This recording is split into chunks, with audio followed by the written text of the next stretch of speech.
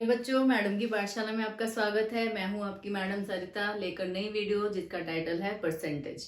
Percentage को कैसे लिखते हैं, कैसे रिप्रेजेंट करते हैं, परसेंटेज का सिंबल क्या होता है, हम आज की वीडियो में सीखेंगे। तो सबसे पहले हम देखते हैं कि परसेंटेज की डेफिनेशन क्या होती है। Percentage is derived from Latin word percentum meaning per 100। अब ये देखो, पर का मतलब क्या होता है। अगर आपने यूनिटरी मेथड किया हुआ है, पर मीन्स 1। सेंटम, आप क्रिकेट मैच देखते हो, क्रिकेट मैच में सेंचुरी, सबको पता है सेंचुरी कितने की होती है, 100 रन की। तो ये जो सेंट है इसका मतलब क्या है, 100, एंड पर का मतलब क्या है, 1।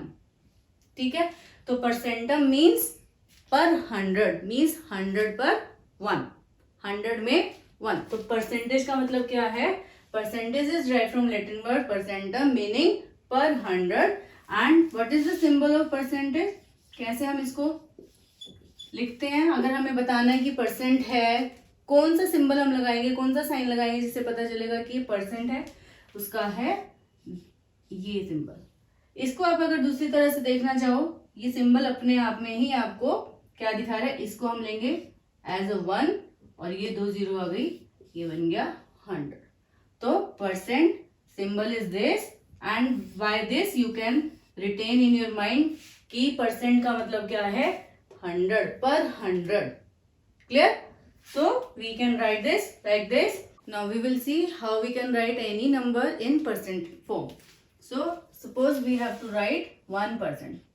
सो जैसे कि हमने डेफिनेशन में सीखा, इसका क्या मतलब था, परसेंट के ये सिंबल है परसेंट का, और इसका मतलब क्या था, परसेंटम मीन्स पर 100। तो इसका हमने क्या लिखेंगे, 1 मीन्स पर 100 मीन्स 1 आउट ऑफ 100।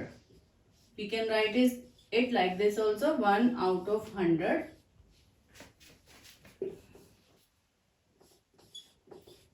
और 1 बाय 100, और we can write it also 100।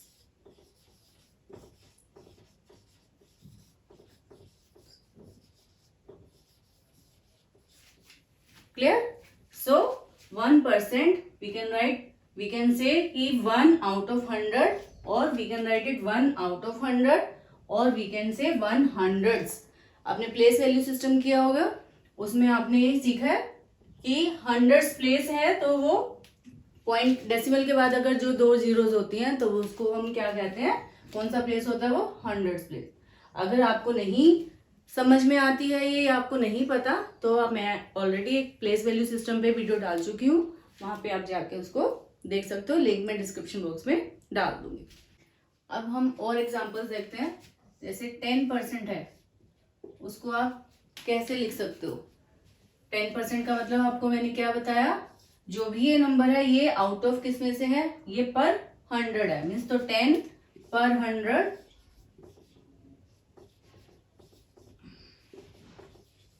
और we can write it like 10 out of 100।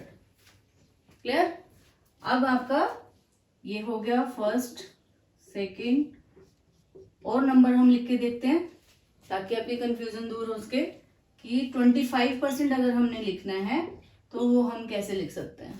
तो we can write it like 25 out of 100।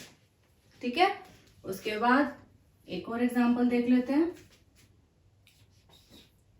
56% है, उसको हम क्या लिखना है, 56 बाय 100 या 56 आउट ऑफ 100।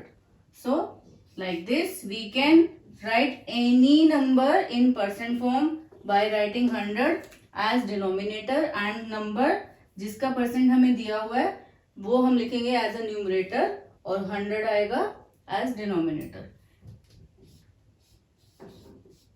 अगर ये इतना बड़ा नंबर है तब भी हमने इसको ऐसे ही लिखना है, 112 बाय 100। ठीक है, सो ये थे थोड़े से एग्जांपल जिससे आपको क्लियर हो गया होगा कि अगर कोई नंबर परसेंट में दिया हुआ है तो उसको आपने लिखना कैसे है, कन्वर्ट कैसे करना है उसको। ठीक है, now we will learn the second thing, how we can convert percentage into fraction form. ठीक है, let us see, we can take one example. पहले we will write the heading example 2 how we can convert percentage in fraction form.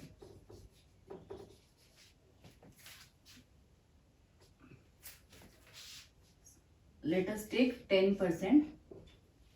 10% को how we can write? I told you just now कि आपको percentage में अगर कोई भी number दिया है उसको आपने कैसे लिखना है, 10 out of 100. ठीक है, यहाँ तक तो आपको समझ में आ गया होगा. अब उसको फ्रैक्शन फॉर्म में लिखना. आप कहोगे मैम ये भी तो फ्रैक्शन फॉर्म में है. हाँ ठीक है, ये भी फ्रैक्शन फॉर्म में है, लेकिन परसेंटेज को जब हमने फ्रैक्शन फॉर्म में लिखना है वो तभी होगा जब हम इसको इसकी लोएस्ट टर्म में लेकर आएंगे. ठीक है, so as you know we can cut 1 0 with 1 0. Now what is left with us, 1/10. So 1/10 is the fraction form of this percent. Clear? So 10% को आप फ्रैक्शन फॉर्म में कैसे लिख सकते हो? You can write like this, and this is very simple. सबसे पहले इसको कन्वर्ट करो फ्रैक्शन में, फिर उसको कट करो, कट करके जो आया वो उसका फ्रैक्शन फॉर्म है. ठीक है, चलो अभी हम एक और एग्जांपल से इसको देखते हैं. 25%, इसको आपने लिखना है फ्रैक्शन फॉर्म में. तो सेम पहले वाला स्टेप, सबसे पहले हम क्या स्टेप लेंगे, 25 को हम परसेंट फॉर्म में लिखेंगे. तो वो क्या होगा, 25/100.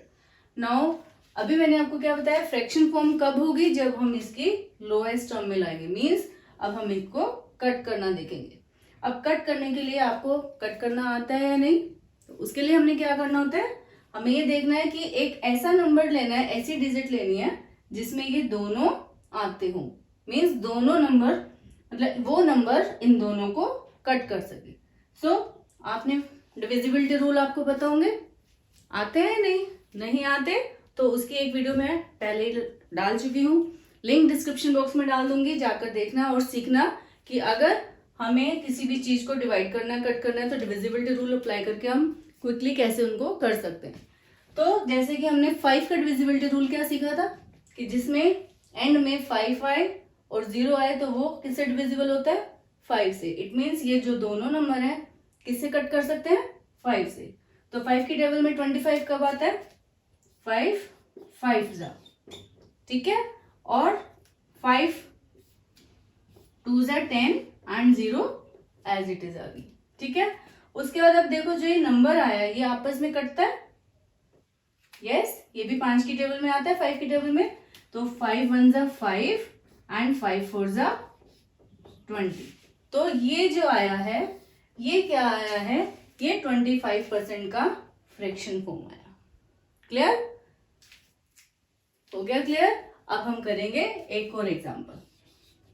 अब हम करेंगे 50% का फ्रैक्शन फॉर्म क्या होता है. ठीक है, फिर से सेम पहला स्टेप क्या था, इसको हमने परसेंटेज को 50/100 लिख लिया. अब हमने क्या करना है, एक ऐसा नंबर देखना है जो दोनों नंबर को डिवाइड कर सके, लेकिन यहाँ पे 0 है तो हम सबसे पहले 0 को 0 से कट करें. अब हमारे पास क्या हो गया, रह गया 5/10. तो 5 5 1 जा 5 एंड 5 2 जा 10. तो 50% का फ्रैक्शन फॉर्म क्या आएगा, ये आएगा. क्लियर है ना, कितना इजी. सबसे पहले क्या करना है, इसको अपने परसेंटेज के फॉर्म में लिखना है. उसके बाद इसको जहां तक कट हो रहा है वहां तक कट करना है. लास्ट जो आपके पास आएगा वो उसका फ्रैक्शन फॉर्म होगा. क्लियर. अब आपको मिलने वाला है एक होमवर्क कि आप किस तरह से परसेंट लिख के दिखाओगे. अपने आप चेक करोगे कि मुझे आया या नहीं आया, और उसके बाद उसी परसेंटेज को फ्रैक्शन फॉर्म में कैसे लिखना है वो देखोगे. तो आपको मिलने वाला है अब आपका होमवर्क. पहला है 5% को लिखकर दिखाना है, कैसे लिख सकते हैं परसेंटेज फॉर्म में, और उसकी फ्रैक्शन फॉर्म. ठीक है, और दूसरा है आपका 30%, यहां पे परसेंटेज फॉर्म और यहां पर फ्रैक्शन फॉर्म.